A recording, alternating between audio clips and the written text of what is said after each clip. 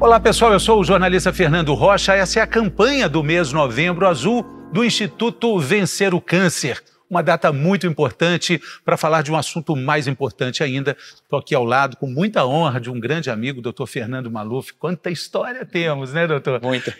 E sempre muito orgulho para mim falar sobre algo que eu gosto muito, com pessoas que eu gosto muito, que são essas pessoas do Instituto Vencer o Câncer. Por que é importante a gente falar sobre isso nesse mês tão azul, doutor? Bom, esse é o mês do Novembro Azul. Eu falo que esse é um mês de altíssima informação, de quantidade, de intensidade, mas que ele tem que se estender para todos os meses do ano, porque obviamente são informações que têm que serem repetidas para que toda a população entenda muito bem a importância sobre a prevenção e também o tratamento do câncer de próstata. Esse é o câncer mais comum no homem. No mundo são mais de 2 milhões de casos novos por ano. No Brasil, mais 70 mil. E a gente acha que pelo menos de cada 6 homens, um vai desenvolver a doença. Portanto, é uma doença extremamente comum, mas por outro lado, é uma doença muitas vezes evitável. Quando não evitável, muitas vezes curável quando o diagnóstico é precoce. E é importante entender que o diagnóstico precoce vem de coisas básicas, que é um exame físico, que é o toque retal, algo que demora poucos segundos, mais o exame do PSA. E esses 2 exames, o exame físico e o exame laboratorial, podem salvar vidas. Lembrar que o câncer de próstata ele é extremamente curável na grande maioria dos casos, e quando a doença é diagnosticada, Fernando, precocemente, a curabilidade é acima de 90%. Portanto, hoje, nesse encontro tão importante, que vai ter os personagens principais, que são os pacientes, né, e os familiares, a gente vai então colocar aspectos importantes, aspectos que levam informação de qualidade, não só do lado do médico, mas do lado também de quem passa por isso, para que a gente consiga outra vez orientar, criar um caminho de informação adequada para que a gente saiba o que a gente precisa fazer para se prevenir, os métodos diagnósticos e os tratamentos mais eficazes. Muito importante. Então, a cada 6 pessoas, uma conversa, uma roda de bar, um grupo de amigos, 6 amigos, provavelmente um desses amigos vai ter o diagnóstico. Os números não são satisfatórios nesse momento. Os números sobem a cada ano, tanto de casos quanto de mortes, né, doutor? Por isso é importante a gente participar de campanhas assim, né? Não tem dúvida. Esse é um câncer que não é só o mais comum, mas a curva de mortalidade aumenta no país. Portanto, é fundamental que a gente tenha uma tolerância zero em termos de levar informação e permitir que o homem, tanto do sistema privado, mas principalmente do sistema público, onde o exame do PSA não é uma rotina do sistema nosso de saúde, que esses homens façam o exame do PSA, que eles façam o exame físico e que a gente diminua de modo importante os diagnósticos avançados, que são da ordem de 3 a 4 vezes mais frequentes no SUS do que em quem tem um plano de saúde, o que na minha visão não é aceitável. Portanto, como qualquer câncer, Fernando, o diagnóstico precoce é a chave para a cura de todos os cânceres, e câncer de próstata não é exceção. E outra vez, diagnóstico precoce através, ou começando pela investigação do PSA e do exame do toque retal. Diagnóstico precoce, conversas precoces, conversas abertas, claras, conversas de homem. E é sobre isso que a gente vai falar aqui. A gente tem essa campanha começando agora, em um ambiente muito masculino, muito propício para essas conversas que precisam de uma leveza necessária. Então a gente está aqui no ambiente, quero apresentar para vocês, o ambiente de um vestiário, um ambiente onde a gente literalmente tira a nossa armadura, né, doutor? Onde essas conversas precisam acontecer, porque a gente, homem, a gente tem um pouco de receio de falar. Essa história de homem para homem, vamos falar sobre isso, porque essa é a conversa que salva vidas, essa é a conversa que pode fazer a diferença. E é isso que a gente vai ter agora. Estamos aqui no nosso vestiário com pessoas muito especiais, pessoas que de alguma forma enfrentaram a doença, e a doença é a mesma, mas as histórias são diferentes. A gente tem aqui na ponta o Darius, a gente tem ao lado do Darius o Arnaldo, e a gente tem o Cleiton. Você conhece todos eles, doutor? Eu conheço. Bom, na verdade o Darius teve um parente com câncer de próstata e teve o papel do familiar, que eu acho que vai ser importante ele falar como é que a experiência do familiar cuidando de alguém com essa doença. O Arnaldo e o Cleiton são pacientes queridos que vão contar um pouco da história deles. E outra vez, mostrar que essa doença, ela bate na porta de qualquer um, independente da classe socioeconômica, da religião, do que for. Portanto, é uma doença que, outra vez, ela não escolhe. E, portanto, é importante nessa conversa de vestiário, que é o ambiente que a gente está, que essas pessoas vieram aqui de bom coração, de coração aberto, para, através das suas histórias, poderem, outra vez, criar luz, caminho, informação para todo mundo que está nos vendo. Muito bem. Vamos começar com o Cleiton, que está aqui? Boa tarde. Boa tarde, Cleiton. Você estava dizendo um pouco sobre a sua trajetória, sua alegria de ter o Dr. Fernando Maluf como, mais do que médico, como amigo, né? Claro. Quando surgiu esse problema comigo, eu estava inclusive comentando, realmente é muito difícil você aceitar que você tem uma doença como essa. E que até eu, porque tenho um filho também oncologista, poderia ter me prevenido antes, né? Mas aquele caso machista, que não é bem machista, aquele caso que o homem não tem nada que se precaver. Né? Você tinha medo de quê? Diferente da mulher, a mulher tem problema nos seios, no útero, nas trompas, enfim, ela se cuida. O homem não vai fazer um exame. Eu tenho um filho oncologista e não foi fazer um exame de PSA, que é uma gotinha de sangue. Quanto mais o físico. Então, mas o medo era qual? Mas a questão não é medo. Dificilmente um homem sai de casa, ele vai trabalhar, quando eu vou sair mais cedo hoje, vou passar no médico, vou fazer um PSA. Não, eu vou passar, pegar meus amigos, vou jogar um bilhar e vou tomar um uísque. Ele vai fazer isso. Mas o exame ele não vai fazer. Então, eu acho que o homem não se cuida. Eu acho que esse mês reservado a uma intenção de procurar um diagnóstico não positivo, mas ir atrás de você se precaver, o homem não vai. O novembro para ele é azul ou não, mas ele deveria tomar mais atenção por isso. Até porque a mulher dele vai no ginecologista, vai não sei o quê, enfim, ela cuida do corpo todo. O homem não se preocupa com isso. E não é questão financeira, não, é posição social. Então, eu conheço uma série deles que não procuram nada. Agora, e aí você não procurou, você não encontrou, mas a doença se instalou, né? Isso não é desculpa, né, doutor? O fato de você não procurar esse diagnóstico não é isso não é remédio. Mas o Cleiton fala uma coisa muito importante. Às vezes não é nem a questão do preconceito, às vezes é não querer sair da rotina, nem que seja por 3 horas do dia a dia. Mas é importante que as mulheres procuram o médico não por sintomas, mas preventivamente 7 vezes mais frequente do que os homens. Então isso é uma mudança cultural que a gente tem que fazer. Essa é a primeira coisa. A segunda coisa, quer dizer, o Cleiton é uma pessoa que, graças a Deus, tem um convênio, ele tem uma condição socioeconômica melhor. Mas aí também tem o lado de pacientes ou de homens que estão dentro do sistema público de saúde, que é difícil de marcar uma consulta, que você pode marcar uma consulta e depois ela é remarcada, dificuldade de chegar. Então, tem toda uma grade que, sim, a informação é uma parte muito importante. A gente também precisa criar um acesso mais fácil para as pessoas, principalmente no sistema público, para que eles consigam chegar no médico. E outra vez, lembrar que o PSA no SUS ainda não é algo obrigatório, não é algo ainda que faz parte da política pública, como é a mamografia para o câncer de mama. Isso é um ponto muito importante. Agora, eu queria muito ouvir do Cleiton quando foi em que o diagnóstico veio. Você contou essa sua trajetória de tô nem aí, mas teve uma hora que você teve que ficar aí. Então, eu passei um tempo, meu filho como médico me cobrava muito. Claro, e quando eu fui fazer o PSA, depois dessas cobranças dele, eu demorei 1 ano para fazer isso. Eu já tinha feito um ano anterior. Quantos anos você tinha? Deixa eu ver aqui, 66. Então, na realidade, todo ano eu fazia. Mas aquele ano eu falei, não vou deixar, não tem, sempre a mesma coisa, acho que é 4 ou 5 o padrão, né? E não passava disso, foi desnecessário. O toque você não fazia? Não fazia, só fazia o PSA. Passando desse número, parece que você tem uma obrigatoriedade ou uma necessidade de fazer, né? Na verdade, as duas coisas são importantes. Vamos colocar aqui uma questão. 66 anos de idade, só o exame de PSA não é o bastante, né, doutor? Ele deveria ter, nessa idade, ele já deveria ter o exame de toque na rotina de cuidados dele, né? Isso é interessante. o toque retal e o PSA se complementam. Por quê?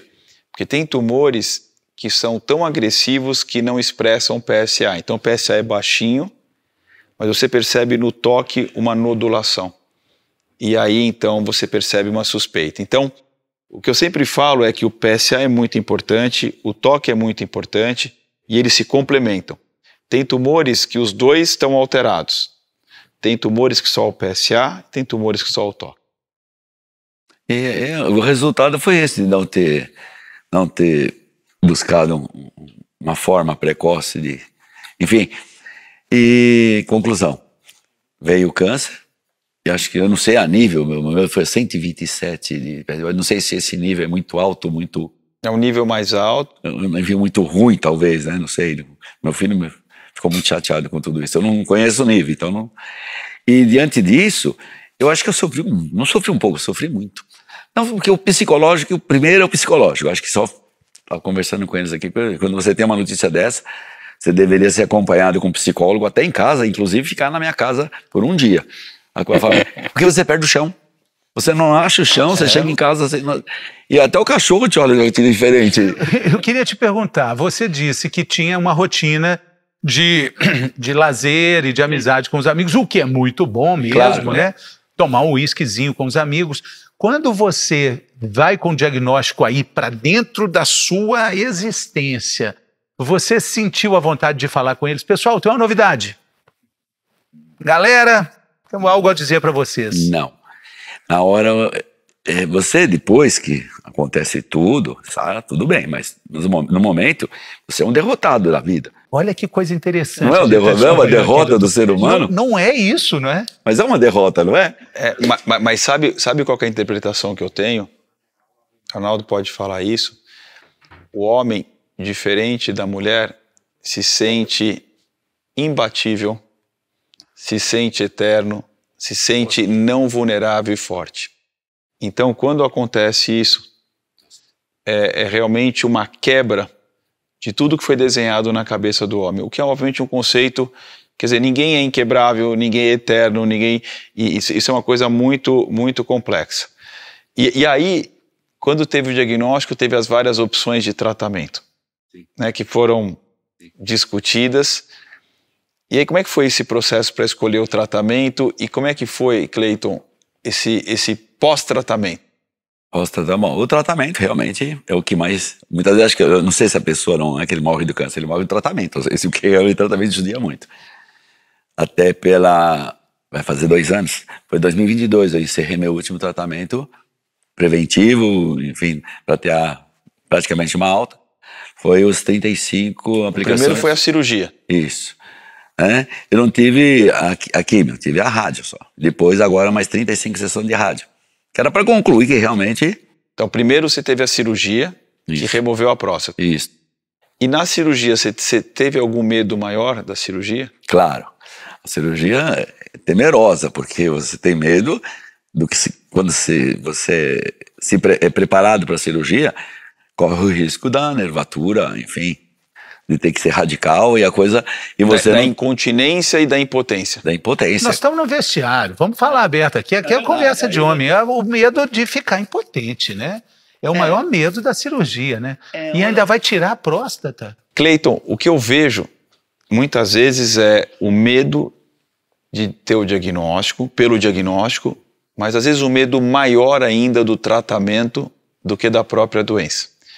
E a gente sabe que o tratamento cirúrgico, radioterápico, podem levar a uma perda de urina involuntária, que a gente chama de incontinência, ou levar um problema importante na ereção, que é a impotência sexual. Exatamente. Como é que você se sentiu quando você decidiu por operar primeiro? Eu sei que depois ainda teve a rádio, mas o que passou pela tua cabeça em relação aos medos da cirurgia? Era mais o medo de ser um procedimento cirúrgico ou mais o medo dos possíveis efeitos colaterais de... Assim, eu nunca, com 66 anos da minha vida, extraí um dente, deitei numa cama de hospital. Nunca na minha vida. Eu tô até mentindo. Quando eu era moleque, eu briguei dentro do estádio e acordei dentro do hospital. Mas foi só aquele momento, nunca mais eu deitei. É verdade. Do jogo do Corinthians? Não foi, cara. Não foi jogo. Espero que tenha valido a pena, hein? Essa briga. A única que levou ele para um hospital. Foi, é bravo. Esse aí, paciente, é bravo mesmo. Né? É macho mesmo, aí é bravo. Aí desse hospital. Que time você torce? Palmeiras. Não é o melhor, mas tá em segundo, né? Mas é assim, aí eu nunca tinha feito isso. Quando falou em fazer uma cirurgia, quando eu tava com um problema que eu era cirúrgico, aí, claro, um cara que nunca fez isso, né? Mas o que eu fiz dentro do hospital foi visitar alguém, né? E ainda vem com essa informação, vai tirar a próstata. Nossa. Tem o risco da questão aí do controle de urina e a possibilidade de ficar impotente. Ah, perito. Aí depois o doutor Ariê Carneiro, né? Carneiro. Aí ele me explicou como é que seria, fazer algumas perfurações, ia ser vídeo conduzido, alguma coisa assim, né? E infla. Aí eu já fiquei mais tranquilo. Mas mesmo assim, claro, você teme até o pior, né? Como é que conduz uma história assim, doutor? Mas acho que é importante. Acho que existe uma melhoria muito significativa, não só da curabilidade do câncer de próstata, mas também das frequências de efeitos colaterais que eram muito maiores no passado e muito menores hoje. Então hoje o que a gente percebe com a melhoria das técnicas da cirurgia e da radioterapia, hoje a chance de incontinência urinária é em geral menor do que 7 a 5%. Então não é que ela é zero, mas ela é muito baixa. A chance de impotência sexual ela caiu muito. E lembrar que muitos pacientes com câncer de próstata, pela idade, às vezes por diabetes, hipertensão, às vezes por preocupação com a vida, já tem uma certa impotência. Quer dizer, não é uma doença de pessoas de 20, 25 anos de idade. Então muitos já vão para a cirurgia já com alguma deficiência na potência. Mas hoje os índices também melhoraram. Por quê? Porque tanto a técnica radioterápica quanto cirúrgica, existe um cuidado muito grande na preservação, como o Cleiton falou, do feixe, que a gente chama de o feixe vasculomotor, que é o feixe que vai permitir a ereção e a percepção dela. Portanto, sim, como qualquer procedimento, podemos ter efeitos colaterais, mas hoje a gente melhorou um absurdo nesse sentido. Sim. Do lado, chegamos ao Arnaldo, que concordou várias vezes aí com tudo que a gente estava falando, né? Histórias muito parecidas, mas com personagens absolutamente diferentes, né? Esse é o tratamento do câncer, né? Como é que foi a sua história? A minha história, eu sou uma pessoa muito detalhista, né? E eu comecei a observar algumas coisas que não estavam bem. Eu comecei a urinar e saía jato, não saiu jato contínuo. Eu falei, isso não tá bem. Não está bem. Eu procurei o urologista, o Daher Shad, e fui lá com ele. Estava em novembro, eu aproveitei e falei, vou fazer minha revisão. Detalhe, fiquei 2 anos por causa da pandemia sem fazer, e eu fazia todo ano, rotineiramente, os meus exames. Com que idade você já estava? Eu estava com 62. Tá? Estou com 64, fazem 2 anos que isso aconteceu. Então fui nele, expliquei o caso, o que estava acontecendo, o que eu estava sentindo e tal. Ele falou, muito bem, vamos para a salinha, vamos fazer o exame. Fiz o exame de toque, ele não me falou nada, me pediu uma ressonância, me pediu outros exames, um PSA, tudo bonitinho. Eu fiz, tranquilo. Esperei os resultados, não sei o que, e de repente ele me liga. Eu trabalhava em Brasília na época, estava lá sozinho. Ele me liga, estou no meu escritório. Arnaldo, precisamos falar. Eu falei, nossa, você está me ligando? Médico, quando te liga, é algum problema. E não é saudade. Eu falei, você acabou de fazer exame de toque, não é possível que você está com saudade já de mim, né? Aí, você viu esse exame de toque direitinho? Ele põe música, é legal. Então, ele começou assim, que dá meia volta, falei, vai direto no ponto, porque comigo vamos lá, direto. Ele me falou, você está com 80% de chance de estar com câncer. Falei, tá bom, muito bem. Quando você tem consulta? semana que vem, não sei o quê, pode marcar minha consulta aí. Fui para minha casa, falei com o presidente da empresa, que eu era o CFO da empresa, voltei para casa e falei com a minha mulher. Minha mulher tinha acabado de chegar, estava uma semana comigo ali, porque ela acompanha minha mãe, que trata com o Dr. Maluf, e ele já tratou até da minha sogra também, e ela veio para ficar comigo, porque teve uma janelinha, ela ficou lá comigo, falei, olha, acabou de me ligar o Dr. Chad, eu estou com uma grande possibilidade de estar com câncer. Ele vai precisar de outros exames que eu faça, então, quando você descobre o câncer, tem que correr, né? Porque é isso que todo mundo fala, então, vamos lá. A gente voltou, fiz todos os exames, aí ele me pediu uma biópsia, e aí vem o psicológico da coisa. É benigno ou é maligno? Aí você fica naquela, né? Aí quando saiu o resultado era maligno. Eu falei, meu Deus do céu. Eu falei, quantos meses eu tenho de vida? E dá para estimar? Porque a palavra câncer é algo assim que assusta, entendeu? Câncer assusta. Não, o exame, porque um pouco diferente do Cleiton, eu nunca tive esse preconceito de exame. Tem que fazer, vamos fazer. E eu sou meio louco nessa parte, eu sou decidido, vamos fazer, não deixo para depois.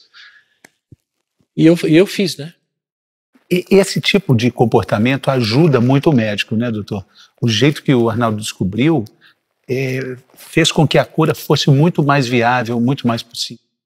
Como eu disse, qualquer câncer, próstata ou mama, ou pulmão, ou intestino, quanto mais precoce o diagnóstico, muito mais curável, mas além disso, é muito mais curável com muito menos tratamento. E com muito menos custo e com muito menos potencial efeito colateral. Então a gente sabe hoje, Fernando, que a gente tem alguns tumores que podem ser diagnosticados precocemente através do que a gente chama de rastreamento. Câncer de próstata, com o toque retal e PSA, que eles não fazem o diagnóstico, mas eles fazem a suspeita, o que faz o diagnóstico é a biópsia. Câncer de pulmão, tomografia, câncer de mama, mamografia e ultrassom, câncer de intestino, a colonoscopia, câncer de pele, o exame e o Papa Nicolau para câncer de colo de útero. Então esses tumores, que são os mais frequentes, felizmente eles têm exames que a gente consegue se antecipar. Eu falo o seguinte, o ideal é perceber a doença antes da doença ser perceptível para nós. E esse é o momento ideal de pegar, porque quando a gente percebe a doença precoce, como eu falei, a curabilidade, em geral, gira em torno de 90% a 95%. E tem até casos de câncer de próstata que a gente não precisa nem tratar no primeiro momento, porque são casos ainda muito, muito indolentes. Com você, então, diagnóstico feito, vamos começar o tratamento. Eu queria só voltar num ponto que a gente falou aqui sobre essa solidão do homem. Você se sentiu à vontade em ter apoio dos amigos de boteco? Essa não é uma conversa de boteco, né? Essa não é uma conversa que a gente gosta de ter, né? De contar, falar, gente, vocês não sabem o que aconteceu comigo. A gente tem essa solidão, né? Nós, homens, temos essa solidão. Eu não contei nem para a família. Minha mãe até hoje não sabe, para você ter uma ideia. Até hoje. Meu pai morreu sem saber. Porque tudo aconteceu na mesma época. O meu câncer da minha mãe e meu pai faleceu. Tudo questão assim de meses, sabe? E eu não contei para ninguém. Fiquei, lógico, com a minha mulher, o suporte total, quer dizer, eu joguei toda a carga em cima dela, né? E ainda bem que ela segurou, né? E um ou outro amigo que eu contei, e um primo, que eu não sabia, é um primo do meu pai, um primo de segundo grau, que teve. Mas ele operou lá atrás, ele é bem mais velho que eu. As pessoas falam pouco mesmo, né, doutor? É comum, não, ninguém conta, porque é um tipo de câncer. É por causa do câncer ou por causa do tipo de câncer que não se fala sobre isso, não se discute? Porque as pessoas naturalmente, é claro que existiu a necessidade de falar, de tirar, de trocar ideia. Acho que é um pouco dos dois. Acho que é por ser um câncer e pelo tipo do câncer que as pessoas vão pensar, ele foi tratado, ele talvez está perdendo urina, talvez não esteja potente. Eu acho que é todo um estigma. Mas você vê como é importante, né, Arnaldo? O Arnaldo fala uma coisa interessante. Ele contou para um primo que também teve o diagnóstico. Que também não tinha contato. O que eu quero dizer é que essa doença bate na porta. É difícil hoje você ter uma casa que não tem alguém, ou um familiar próximo ou distante, ou um amigo próximo que não teve o diagnóstico da doença. E ela atinge todo o circuito familiar, todo o entorno, por isso o Dário está aqui. Ele foi um cuidador, né, do seu pai? Sim, meu pai faleceu de câncer e meu avô, por parte de pai, os tios avós, por parte de pai.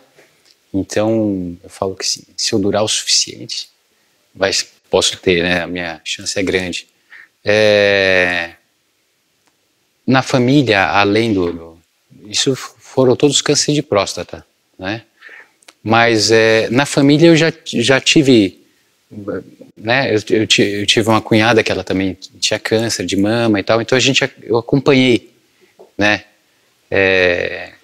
Os tratamentos, as conversas, quando tem ou não tem conversa, né? Eu também não vou no médico. Nossa, vou no hospital, eu tenho que, sei lá, tem que arrancar minha perna para eu ir. Mas não é medo, né? Eu acho que vai mais essa coisa cultural, essa coisa de conversarmos ou não, né? Comportamento, se as mulheres vão 7 vezes mais, a gente vai... Você não acha que é um pouco de medo? Não, tudo bem, eu posso estar errado, eu sempre imagino. Não é medo errado, não, doutor? Pode ter um componente, né? Pode ter um componente. Então, eu imagino que não seja medo, não. Não, medo não. Eu acho que é uma coisa de comportamento, não sei, não sei, realmente não sei dizer. Mas eu pensando assim, vendo a gente conversar aqui e tal, eu acho que eu não teria essa ideia de não falar sobre o assunto, né?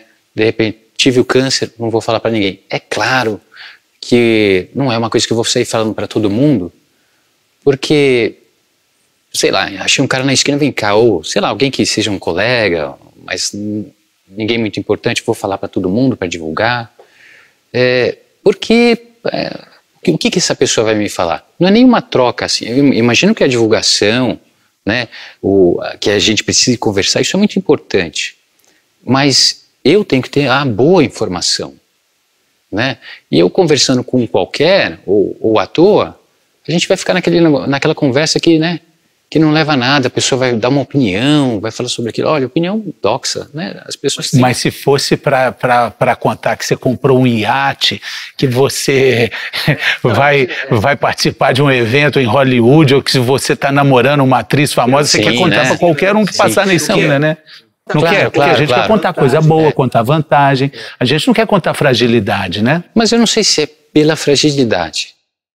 Eu imagino que é o seguinte, do tipo, vamos dizer que eu não te conhecesse e que você não soubesse da doença nem nada. De repente, aí você me fala algumas coisas que eu falo, poxa, de repente, se eu acredito, se eu não sou bem informado, se eu não estou buscando a informação correta, de repente o cara me deu uma dica aqui, aí eu vou ficar nesses... E eu não sou assim, do tipo... Eu gosto de pesquisar, eu acompanho muito ciência, biologia. Tem um ponto importante aí, porque é importante pesquisar, mas ter um médico, aquela história que a gente adora, do remo, do barco, né?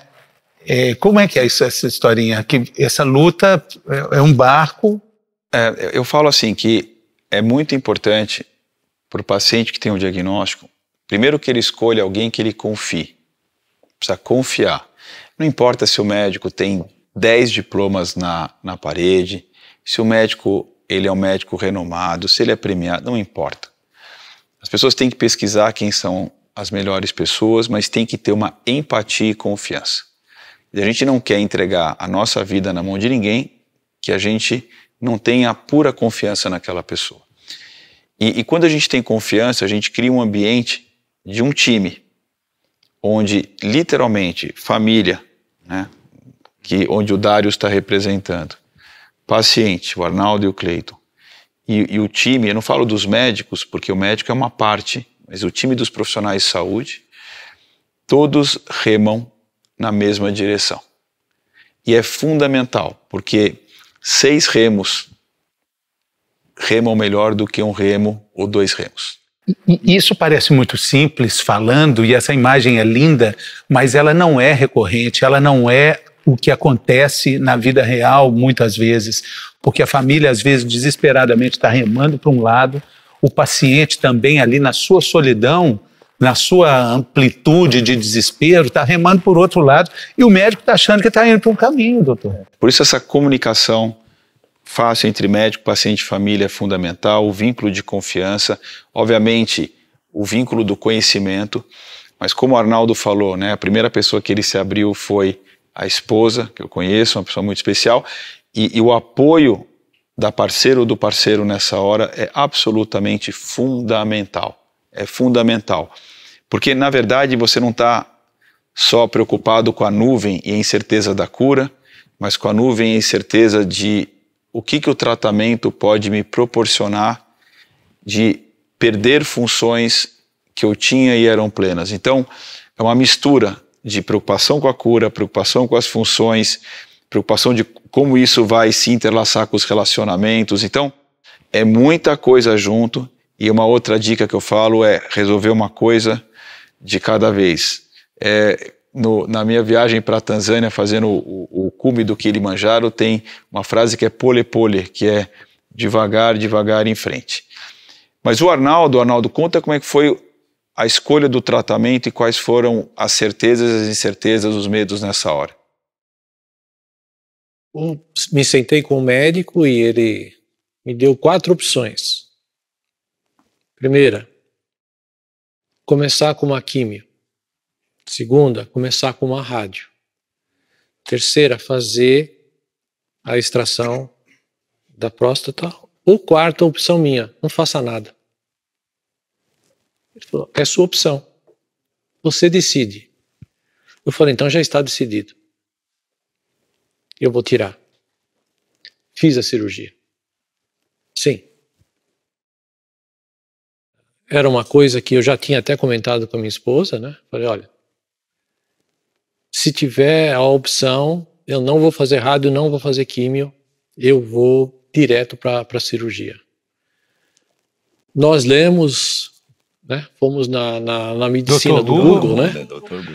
Dr. Google, a gente olhou, apesar que o médico me deu todas as opções e as sequelas de cada uma das alternativas que eu tinha. Então, eu tinha plena ciência da minha escolha. Então, não foi lá que eu fui, não, pode ser que... Não, eu sabia exatamente o que ia acontecer comigo. Eu e ela. Então, eu fui na mesa de cirurgia sabendo tudo o que ia acontecer. E Darius, quais são as dicas que a gente deve recomendar para um familiar que vai estar nos vendo e que hoje, por exemplo, soube que alguém da sua família tem um diagnóstico de câncer de próstata? Quais são as dicas que você que passou por isso, você poderia falar para as pessoas de coisas boas que um familiar deve fazer e que um paciente espera que ele faça? Eu acho que você tem que estar disposto, você tem que ver o que ele precisa, ver o que ele quer, ver o que ele espera. Você tem que ser acolhedor. E pular.